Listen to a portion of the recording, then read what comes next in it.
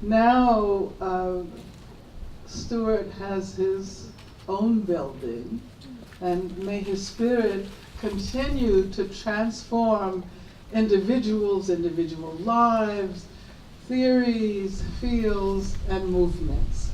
They haven't given me a bottle of champagne. I don't have a ship to send off, but nevertheless, here we go.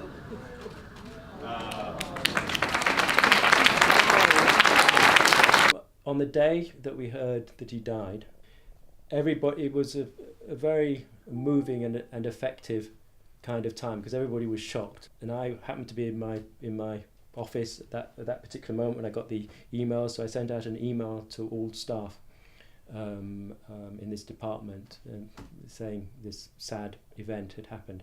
And several people came up to me in the discussion amongst themselves, and just literally within almost minutes of the email going out, people were saying, well, look, we need to honour Stuart, we need to honour his memory, and we should name our building after him.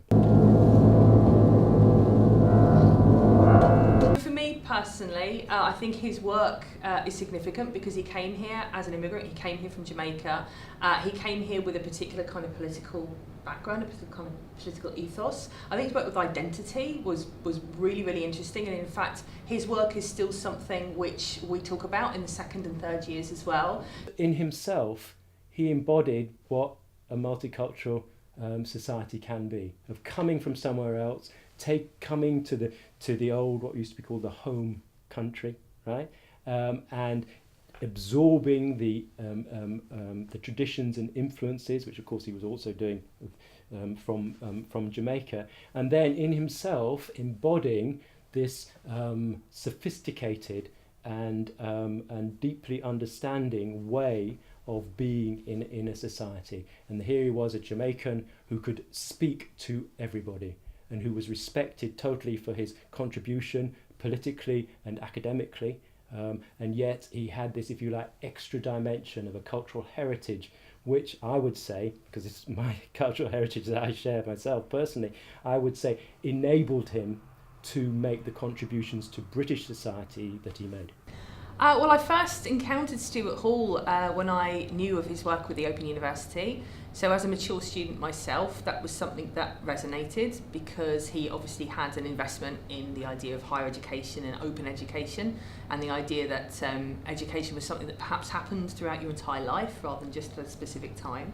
And straight away, I think I found him as a figure, somebody who seemed to be on my side, to put it very, very bluntly. This was somebody who was speaking from a position that he believed that accessibility to things was important. He was political, he was left-wing, and he was able to vocalise that and verbalise that in a way that really resonated with me. Stuart was one who really recognised the value of what were formerly colonial peoples coming into this country, and the contribution in terms of music, in terms of culture, in terms of cuisine, in terms of attitude, in terms of a huge kind of like enrichment process that couldn't ever have happened any other way. And so those are just some of the contributions that tell you who Stuart Hall was and why he was and is and will be for a very, very long time an important figure for